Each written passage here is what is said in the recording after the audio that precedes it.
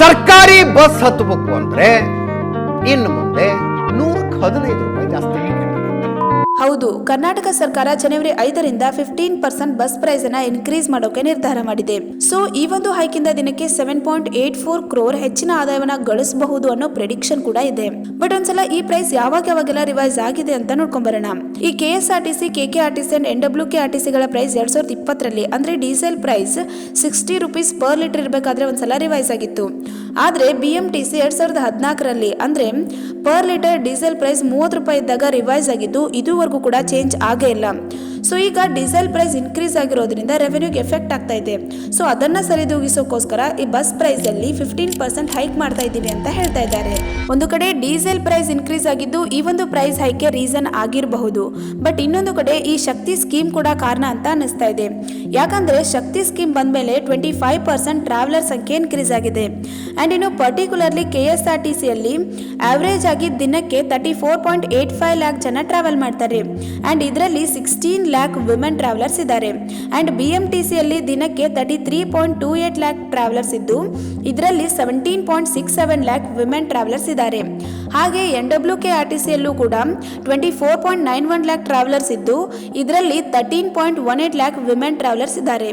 ಅದೇ ರೀತಿಯಾಗಿ KKRTC ಯಲ್ಲೂ ಕೂಡ 16.22 ಲ್ಯಾಕ್ ಟೋಟಲ್ ಟ್ರಾವೆಲರ್ಸ್ ಇದ್ದು ಅದರಲ್ಲಿ 7.18 ಲ್ಯಾಕ್ ವಿಮೆನ್ ಟ್ರಾವೆಲರ್ಸ್ ಇದ್ದಾರೆ. ಸೊ ಫೈನಲಿ ಇಲ್ಲಿಗೆ ಓವರ್ ಆಲ್ ಆಗಿ 4 ಕಾರ್ಪೊರೇಷನ್ಗಳಲ್ಲಿ ಪ್ರತಿ ದಿನಕ್ಕೆ 109.26 ಲ್ಯಾಕ್ ಟೋಟಲ್ ಟ್ರಾವೆಲರ್ಸ್ ಇದ್ದು ಇದರಲ್ಲಿ 54.03 ಲ್ಯಾಕ್ ವಿಮೆನ್ ಟ್ರಾವೆಲರ್ಸ್ ಇದ್ದಾರೆ. ಸೊ ನಮ್ಮ ಸರ್ಕಾರ ಗಂಡ್ಮಕ್ಳ ಟಿಕೆಟ್ಗೆ 15% ಪ್ರೈಸ್ ಹೈಕ್ ಮಾಡಿ ಎಲ್ಲಾ ಒತ್ತಡವನ್ನ ಬರೀ ಗಂಡ್ಮಕ್ಳ ಮೇಲೇನೆ ಹಾಕೋದ್ರ ಬದಲು ಏರಿಕೆ ಆಗ್ತಾ ಇರೋ ಅದೇ 15% ಅನ್ನ ಮಹಿಳೆಯರ ಮೇಲೆ ಚಾರ್ಜ್ ಮಾಡಬಹುದು. ಯಾವ ತರ ಅಂದ್ರೆ ಈಗ ಒಬ್ಬ ಮಹಿಳೆ A ಪ್ಲೇಸ್ ಇಂದ B ಪ್ಲೇಸ್ ಟ್ರಾವೆಲ್ ಮಾಡೋಕೆ 100 ರೂಪಾಯಿ ಆಕ್ಚುಲ್ ಟಿಕೆಟ್ ಪ್ರೈಸ್ ಇದ್ರೆ ಅದರ 15% ಅಂದ್ರೆ ಅವ್ರು ಬರೀ 15 ರೂಪಾಯಿ ಕೊಟ್ಟು ಟ್ರಾವೆಲ್ ಮಾಡಿದ್ರೆ ಸಾಕು. ಬಟ್ ಇಲ್ಲಿ ಕೂಡ ಒಂದು ಪ್ರಾಬ್ಲಮ್ ಬರುತ್ತೆ. ಅದೇನಂದ್ರೆ ಎಲ್ಲಾ ಮಹಿಳೆಯರ ಟ್ರಾವೆಲ್ ಡಿಸ್ಟೆನ್ಸ್ ನ ಪ್ರೈಸ್ ಸೇಮ್ ಇರೋದಿಲ್ಲ. ಒಬ್ಬರದು 5 ರೂಪೀಸ್ ಚಾರ್ಜಸ್ ಇರಬಹುದು ಅಂಡ್ ಇನ್ನೊಬ್ಬರದು 10 ರೂಪೀಸ್ ಇರಬಹುದು ಅಂಡ್ ಮತ್ತೊಬ್ಬರದು 250 ರೂಪೀಸ್ ಕೂಡ ಇರಬಹುದು. ಸೊ ಹಾಗಾಗಿ ನಾವಿಲ್ಲಿ ಏನ್ ಮಾಡ್ತಾ ಇದೀವಿ ಅಂದ್ರೆ ಮಿನಿಮಮ್ ಟ್ರಾವೆಲಿಂಗ್ ಪ್ರೈಸ್ ನ 5 ರೂಪೀಸ್ ಅಂತ ತಗೊಂಡು ಮ್ಯಾಕ್ಸಿಮಮ್ ಪ್ರೈಸ್ ನ 250 ರೂಪೀಸ್ ಅಂತ ತಗೊಂತಾ ಇದೀವಿ.